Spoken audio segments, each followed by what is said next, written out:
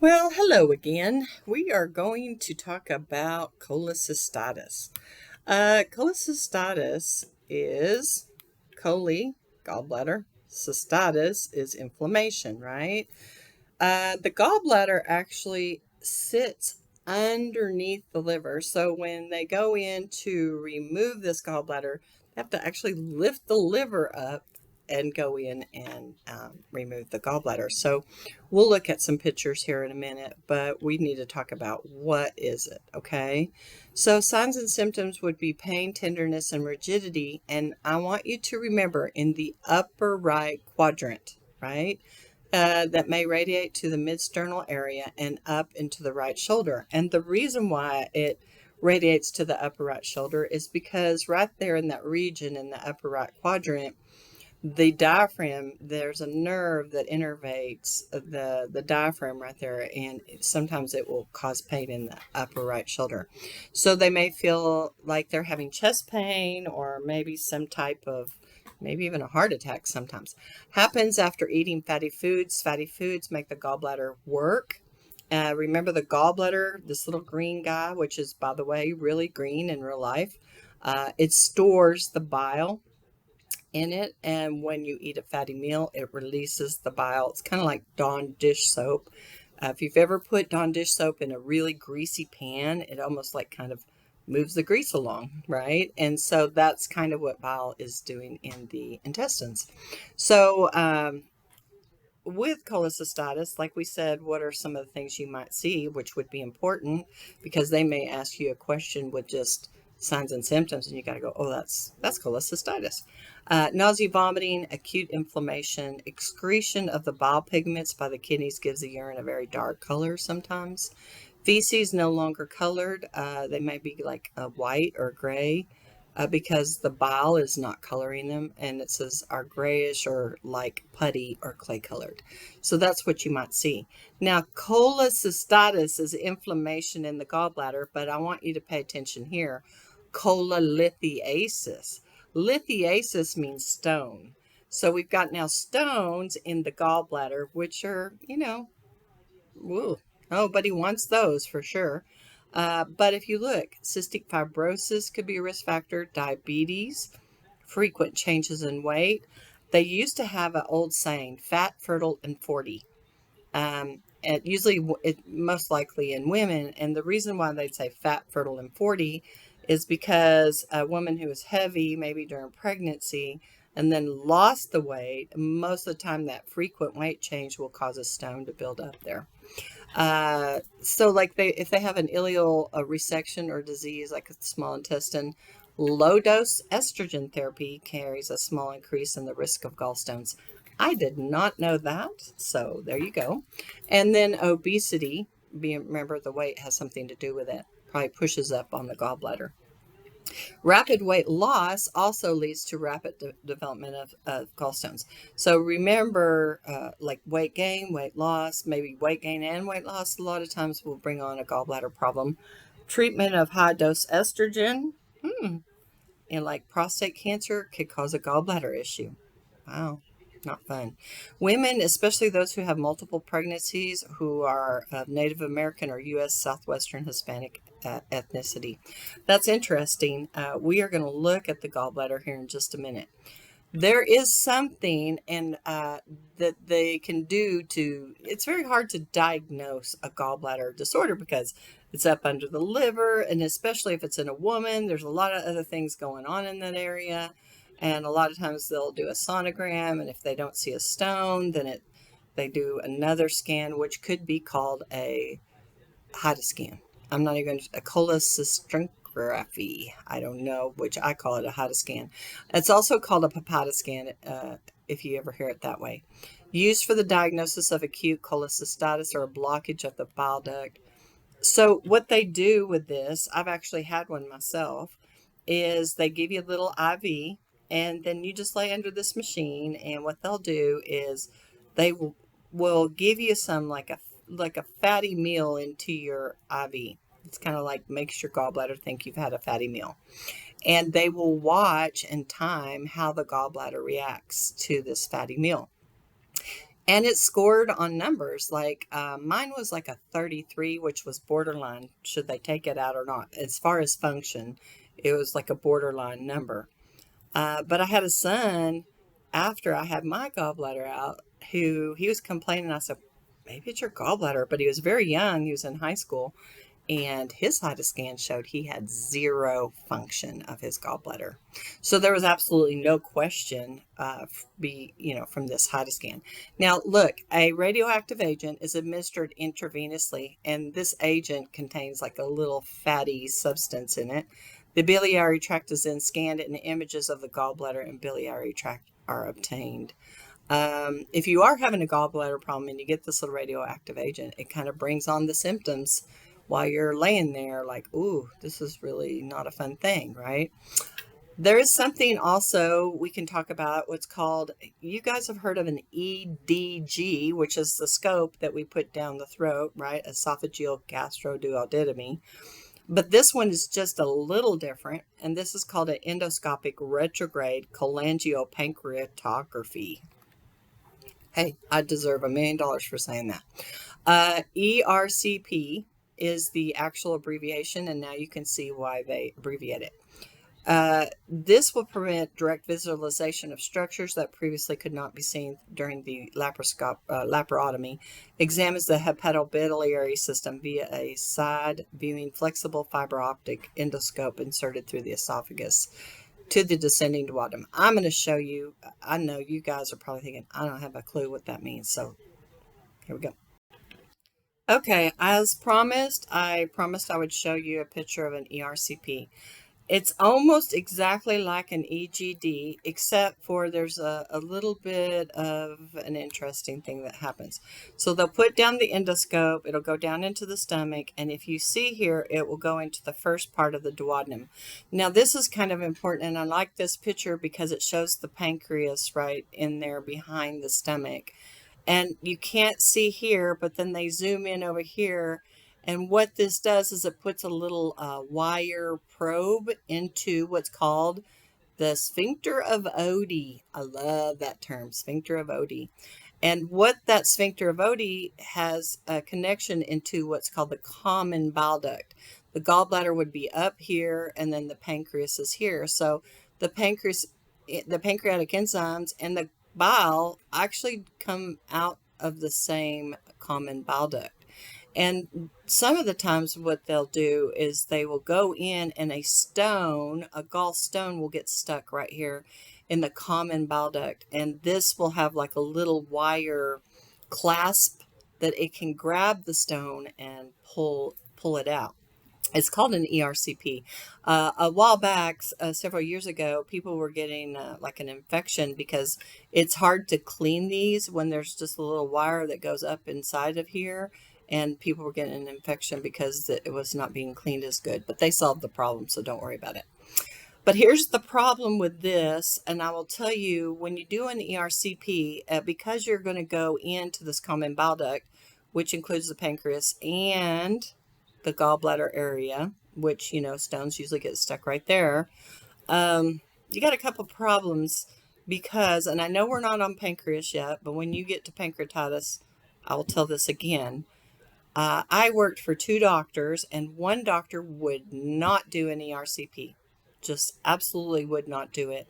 And the reason why is because most of the time, or sometimes, I'm not going to say all the time, the pancreas itself is a very finicky organ. Just even messing with the organ can cause it to have pancreatitis. And so the doctor, he didn't even want to go into the common bile duct. He just did not want to do it, and he refused to do it. So the other doctor had to do all of them. He wasn't too worried about it. But we worry that we could cause pancreatitis by doing this ERCP. So that's kind of an important fact, that the pancreas is really finicky, and we'll talk about that with pancreatitis. When you look at a HIDA scan, I was going to show you what they're going to do is they're going to put that radioisotope with a little bit of fatty meal, and they're going to watch how the liver drains out. And you're just going to be on this little machine. You don't have to be completely still, but you can actually look up at the monitor and you can watch. You may not know what you're seeing, but you can actually watch your gallbladder try to drain out and see what it looks like. So now we've seen a picture of a HIDA scan or an ERCP. We kind of have a little better understanding uh, of what we're seeing. And we know that a stone can get stuck in the common bile duct. I remember one time during surgery, I worked in surgery, and the surgeon we were going to do gallbladder removal on this patient, and the surgeon put the little laparoscopic things in and started the surgery. And then all of a sudden, he started screaming and yelling. He said, "Get a GI doctor on the phone now." And what had happened is apparently the stone had gotten stuck in the common bile duct, and he had to stop the surgery and close the patient because a GI doctor had to come in and do an ERCP to remove the stone because it was stuck there. So just be aware. I mean, the stones move and stones can get stuck. So that was just an interesting experience. When we look at treatment includes dietary modification. Usually they'll say don't eat as much fat, drug therapy, non-surgical removal of stones. I don't know what a T-tube insertion is. Maybe it's something that I do know and I don't recognize the name. There is something that can happen with both kidney stones and with gallstones, and it's called extracorporeal shock wave lithotripsy. Now, lithotripsy, I need to show you a picture of this, but I want you to know if you have kidney stones or gallstones, and if the gallstones are made of like a calcium, they can bust them up. And that's what they do with lithotripsy. But this might help you remember it. And I want you to remember naked in a semi. And I know that you're probably like, oh my gosh, what'd she say? Well, it's true, because what happens is the lithotripsy unit is in the it's kind of like a semi-trailer pushed up against the hospital so it can be moved around. And my sister was going to go in and have some stones pounded on. And I said, "You're going to be naked in a semi." And she's like, "What?" And I was just trying to make it lighthearted for her, but that is what the lithotripsy unit is. And if you see lithotripsy, that's what it is. They do shockwave. I'm going to show you a picture. So here's a picture of lithotripsy. Remember, it can be used for gallstones and it can be used for kidney stones. A lot of times, it's mostly for kidney stones, but they do use it for gallstones. And just know that they do this little beam of, it's like a sound beam, an x-ray beam. X-ray is used to locate it, and then they will do this shock wave. It's like a shock wave going through the body, and it really does crush them up, and sometimes patients will have bleeding afterwards. So be aware. They're usually on the kidney is what they are, and if it is on the kidney, you'll usually pee blood. But what it is this little cushion that's underneath is actually water filled. Now, let me tell you, you used to be, well, and they do still have this, they sometimes will submerge the patient without clothes on into like a hot tub type of bath, and then they will run the shock wave through that, just depending on what machine they have. But they've gotten newer, and now they have like a water filled bed.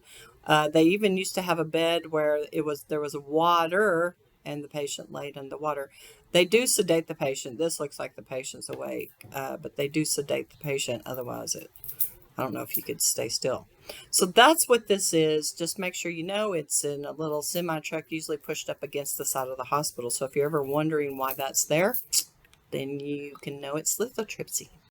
Okay, so now that we've seen lithotripsy, and I hope you know it, surgical interventions, post-op shoulder pain is normal, because what they'll do when they go in laparoscopic is they're going to blow that abdominal cavity up with CO2. That's going to fill you up. And if you've ever worked in surgery, you'll know they fill it up, and then at the end they got to push it and help try to get some of that CO2 out. So the patient will complain sometimes after surgery they have shoulder pain. It's because that CO2 rises up to the shoulder, but it will go away. Need to walk to get rid of the CO2, may have an NG tube for decompression to prevent nausea and vomiting. They might even have a drain depending on what's going on. Usually patients don't have a drain, but if the gallbladder was like gangrenous or infected or something, yeah, they're probably going to have a drain. And then if they have to cough, teach them to turn cough, deep breathe, and splint their area. Hold on to it so they don't rip something. Nursing interventions, they might have IVF, drug therapy, diet, dressings, NG tube, a T tube patient, and family education. Um, Diet. Okay, diet is going to be important. Remember, this is not the page numbers you need, but low fat can have powdered supplements high in protein and carbs, stirred into skim milk. Cooked fruits, rice, tapioca, lean meats, mashed potatoes, non-gas forming vegetables, bread, coffee, or tea may be added as tolerated. Avoid eggs, cream, pork. Sounds like fatty foods, huh? Fried foods, cheese, rich dressings, gas forming vegetables, and alcohol. Well, it is important to remind the patient that fatty foods may induce an episode of cholecystitis. Yes, it might. So now we're going to go to the book, and we've got cholelithiasis, remember, is stones. Cholecystitis is inflammation. So the most common disorder of the biliary system is cholecystitis, the cholelithiasis, which is the stones in the gallbladder. The gallstones may lodge in the neck of the gallbladder or in the cystic duct. Yikes, right? Cholecystitis is just inflammation of the gallbladder wall, which is usually associated with gallstones. But it can be inflamed for other reasons. They usually occur together, although a person can have gallstones without cholecystitis. And you can have cholecystitis without gallstones. Just saying. Gallbladder disease is a common health problem in the United States. Up to 10% of American adults have cholecystitis caused by gallstones. The actual number is not known because many persons with stones are asymptomatic. And that is interesting. Some people will be full of stones and they never hurt. A cholecystectomy is the removal of the gallbladder, so just know that. And it is among the most common surgical procedure done in the United States. That's interesting. Gallstones are more common in women, especially multiparous women and women over 40. Do y'all remember I said fat, fertile, and 40? Forgive me, but that's true. That's what they say. Postmenopausal women on estrogen replacement therapy and younger women on oral contraceptives are at increased risk for gallbladder disease. Oral contraceptives affect cholesterol production and increase gallbladder cholesterol saturation. Other factors that increase the occurrence of gallbladder disease are sedentary lifestyle, family tendencies. Usually, gallbladder problems run in a family, and that's really true. And obesity. Obesity causes increased secretion of cholesterol in bile. The incidence of gallbladder disease is especially high in the Native American population. Didn't know that. Whoa! Whoa! I've not seen this picture. It's very shocking. Can you imagine? And you know what? Some people are full of them and they never, they don't hurt. But can you imagine one of those stones getting stuck in the common bile duct? Yeah, it could be really serious. So gender differences, let's look. Men, incidence is lower in men than women, probably because they are not carrying babies and their weight's not fluctuating, all that. Gender differences in incidence decrease after the age of 50. Women, pregnancy is the greatest risk factor for increased prevalence in women and obesity. That's, just the change of your weight during pregnancy and then your non-pregnant state. Cholelithiasis, the cause of gallstones is really not known. They develop when the balance that keeps cholesterol, bile salts, and calcium in solution is changed. So these substances precipitate. Conditions that upset the balance could be an infection, changes in cholesterol metabolism. In patients with gallstones, the bile secretion by the liver is supersaturated with cholesterol. The bile in the gallbladder then becomes supersaturated with cholesterol, and precipitation of cholesterol occurs in the gallbladder. Other components of bile that precipitate into stones would be bile salts, bilirubin, calcium, and protein. So there's just different things that can cause the stone. We don't need to memorize that. But this is something that you might need to know that stones can either stay in the gallbladder or they can migrate and get stuck in that bile duct, right? That common bile duct. Um, that is a pretty serious issue when they get stuck there. All right. If the blockage occurs in the cystic duct, the bile can continue to flow into the duodenum directly from the liver. However, when the bile in the gallbladder cannot escape, the stasis of bile may lead to cholecystitis. Just letting you know there. And let's see what else. Cholecystitis, in the absence of obstruction, occurs most often in older adults or in patients who are critically ill. I didn't know critically ill patients would be more predisposed to an increase in bile. So look at some of the things that, just kind of look. You don't need to know all of these, but there may be, obviously, an intolerance to fatty foods is one of the first signs. Maybe some clay-colored stools, maybe some bleeding tendencies because it might be affecting the liver. Also, maybe some deposits of bile salts in the skin, which can cause itching and jaundice if there's a blockage, right? Let's look here. Gallstones may produce a range of symptoms. Severe pain, which is termed biliary colic, even though the pain is rarely colicky. The pain is more often steady. The pain can be excruciating and accompanied by tachycardia, diaphoresis, and prostration. The severe pain may last up to an hour. When it subsides, there is residual tenderness in the right upper quadrant. Right upper quadrant is important for this.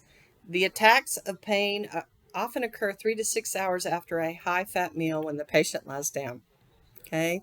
When a total obstruction occurs, symptoms related to bile blockage occur. If the common bile duct is obstructed, no bilirubin will reach the small intestine. Thus, the kidneys will excrete bilirubin and it will cause their urine to be brown. Manifestations of cholecystitis vary from ingestion to moderate severe pain, or indigestion, to moderate to severe pain, fever, chills, jaundice. So just be aware of the signs and symptoms. There are, mostly complications with cholelithiasis, which is the stone. And then an ultrasound is usually often the first tool that they use to look at the gallbladder to detect and see if there is stones. And an ERCP allows for visualization of the gallbladder, the cystic duct, the common hepatic duct, and the common bile duct. But remember, nobody wants to do that because it's pretty serious, right? I'm not saying nobody, but some people don't. You may get an increase in white blood cells. You may get an increase in liver enzymes if there's a problem with the gallbladder. And then let's just look down here. There's not a lot of stuff that you need to know, but oh my goodness, look at this. This is a picture of a stone in the common bile duct. Just so you know, it does happen. And there's your little scope with the ERCP wire trying to get in there and grab that out. Just hope that the pancreas doesn't get too finicky, right? So let's just look how to diagnose it. History, physical exam, ultrasound, ERCP. They can do a percutaneous transhepatic cholangiography, liver function test, white blood cell count, and serum bilirubin. Conservative therapy, let's see what we are going to do for this patient. Look, IV fluids, NPO, antiemetics, analgesics, maybe some fat-soluble vitamins, ADNK, ADENK. I didn't know if I said the E. Anticholinergics, maybe to help dry them up, keep them from spasming, and antibiotics, and then, the ARCP. And last but not least, nicotinamide, lithotripsy, right? And so they can try to dilute the stone. I don't know if that really works, but some people will try to do it. And we're just going to make sure we know. Let's go down here and see if there's anything. The book has a lot of things. I'm not sure that we need to know everything. But I do want you to know that the gallbladder, when they remove it, they clamp that off right here. And so the gallbladder is just a storage bin for bile. That's what it is. So some people are saying, well, what happens after I have my gallbladder out? Like, how do I get bile? Well, bile is just slowly dripping down. And that's why people sometimes with gallbladders removed get dumping syndrome too. Just know that it's just removed, and then they clamp that off, and then you'll just have bile that drips down constantly. Let's see. I just found this, and this is table 4325, patient and caregiver teaching postoperative laparoscopic cholecystectomy. Remove the bandages on the puncture sites the day after surgery. You can shower. These are the things you were going to, when you discharge them, you're going to tell them. Notify your healthcare provider if any of the following signs and symptoms: redness, swelling, bile colored drainage, or pus from the incision, severe abdominal pain, nausea, vomiting, fever, and chills. You can gradually resume normal activities. You can really return to work within 1 week of surgery. This is not too bad of a surgery like it was years ago. Years ago, they used to open you up like a foot, but now it's just little holes, unless they have to open you up. You can resume your usual diet, but a low-fat diet is usually better tolerated for several weeks. So, usually it's a day surgery, and then they go home. All right, I just want you to know, don't lift heavy things for 4 to 6 weeks. You can have usual sexual activities, including intercourse, can be resumed as soon as the patient feels ready. This is something that it's really not too bad of a surgery. Sometimes a patient's so relieved from the pain, they're like, I feel like a new person. Sometimes the patient needs to remain on a low-fat diet for about 4 to 6 weeks, so teach them that. Most patients tolerate a regular diet with no problems. I hope this is helpful. I want you to know, just go over the things that I talked about on the first. Let's go back to them. Okay, just a real quick recap. Know the signs and symptoms so you're able to pick it up on a test. Know what cholelithiasis is versus cholecystitis.